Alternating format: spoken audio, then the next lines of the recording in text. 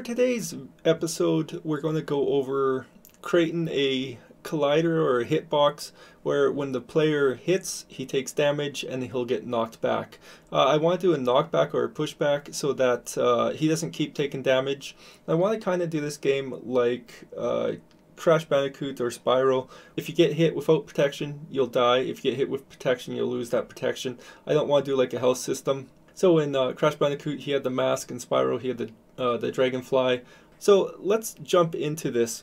So first things first, not sure what to think about this. Let's see what you all think. So for this blue gem, I added a light to it, a blue light. Not sure really what I think about that yet. If you guys like it, leave a comment down below and I'll show you guys how to do that. So I went ahead and created the pushback, the player health, and the damage script. I would like to make a game manager up here later on and then put all the scripts into one or two script. But for now I'm just going to keep doing them separately, and I'll put them in the link down in the description down below so that you guys can just download them and have them, and we'll take a look at them here in a second. So let's get started by creating something for them to hit, like spikes or something. So I'm going to create a 3D object. I'm just going to create a cube for now until we get some spikes or something modeled. So I'm just going to put this here. So we're going to need to actually make another box collider and mark that as a trigger, because I want this to be a solid object still. If I make this one as a trigger and I hit play, we're just going to be able to run through it, and we don't want that. So we're going to make another one that will actually go over top of it. So I'm actually just going to go and I'm going to copy component, and then I'm just going to paste the component as new, and I'm just going to put this one just over what the other collider is size Y. So there we go. So as you can see from the view, it is a bit bigger. Something else I actually want to get you guys into is actually using the hotkeys. So to go into your hand tool, your hand tool is what it's called. You just hit Q on the keyboard and you can actually move around. If you hit W and you have something selected, it'll go into the move tool. If you hit E, it'll go into the rotate, and then if you hit size, then it will actually resize. And that should be your hotkeys, because I haven't changed mine either. So if you haven't changed it, it should be the same. So I just want to kind of go over that too, to get you guys into that. But anyways, let's continue on. So we're going to make this one a is trigger. And yeah, so that should be all for now.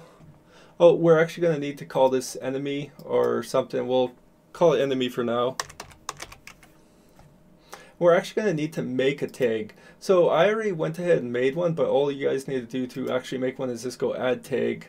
So just type enemy, and then hit save is all you guys need to do. So now that we got our enemy tag made up, let's go ahead and go to enemy and then just select enemy tag. So with that all done, I had went ahead and created a player health, a pushback, and then a damage. So let's go ahead and for you guys, just go ahead and create C#, and then you can either write the soul out or you can download it in the description down below. So let's go ahead and go through the player health first. So here's the player health. So I just want to do as much coding as necessary. I will have to update these later, and like I said, I want to actually make a game manager script and put actually all this. I could actually put this in the character with the movement and a whole bunch of other stuff. So let's go over this. So public int max health, and then public int current health is all I have for now. Current health equals max health. Player void damage player int hurt, and that's what I name these. You'll see later on I'll call these in the damage script. Vector 3 direction, and then current health minus whatever we take as damage hurt. It'll minus that from the current health, the health that we'll have, and I'll show you this in a second. So for the damage script, we have public int hurt, and this is what it's going to call. Right now I have it equal 1, but I have it public, so we can actually, if we attach the script onto the enemy that we just put there, we can actually change it to 50, 125, whatever we want, because it is public. So I did like what we did on the gems. I put the private void on trigger enter collider other. So when something enters it, the collider, it will trigger. So if other.gameObject.tag equals player, and that's what we have on the gems too. So if the object game object player enters the object, something will happen. It will trigger the event. So vector3 damage direction equals other.transform position minus transform position. Damage direction equals damage direction dot normalize, and then it will be find object type of type player health, and so that's calling the player health script, and then from there it will go to the damage player, which is right here, and then it will minus the damage from the health. And that's all for that script. And then pushback is simple. It's a public float force. So the force, we need a force to push back against the player. So private void on trigger, enter collider other. So I did this like I did the other, the gem and everything else, but this time I put the tag as enemy.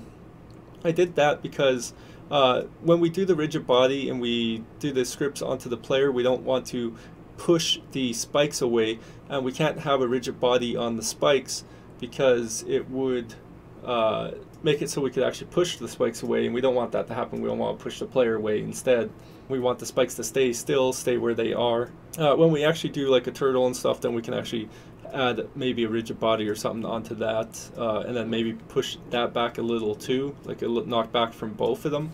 But yeah, so this is the pushback script. So let's get into this. So we're going to attach the enemy script, the damage script, sorry. We're going to attach that to the enemy. I'm just going to put the hurt at 50 for now.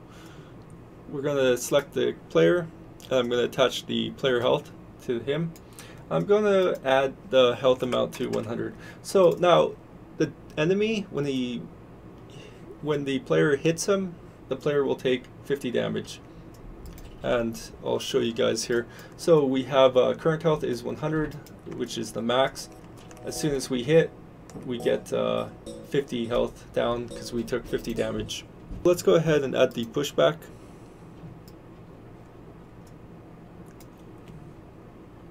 And pushback force, let's go for.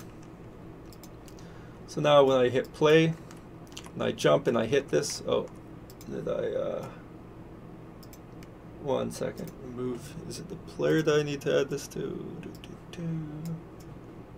Let's go ahead and add the pushback script, put 4, hit play, there we go.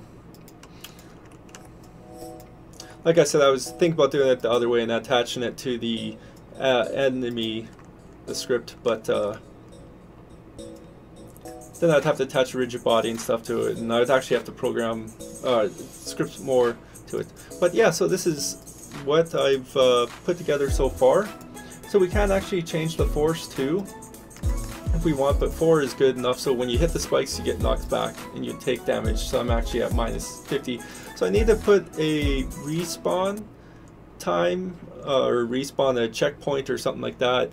Let's see, respawn time, or when they die, we have to make something so when they die, it's a game over, or yeah, game over basically. So we'll have to probably do a game over screen or something that pops up for game over.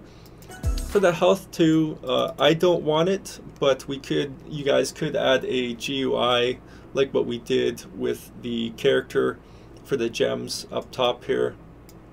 We have that number, so you could do a GUI label also there to have the health up top if that's something that you guys are into. See how much time I have, but I think that's everything for this episode.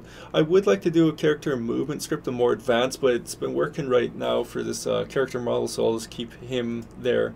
But once we actually import our own and everything, we'll have to do that.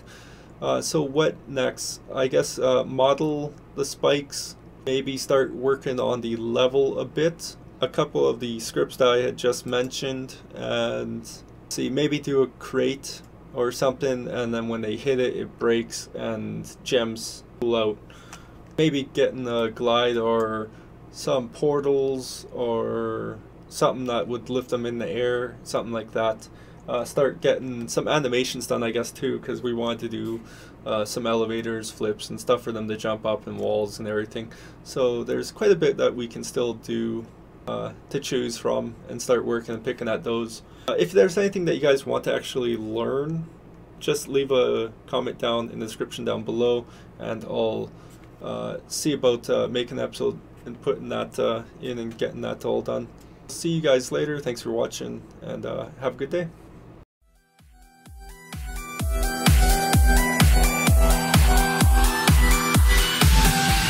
The fire burns as the fear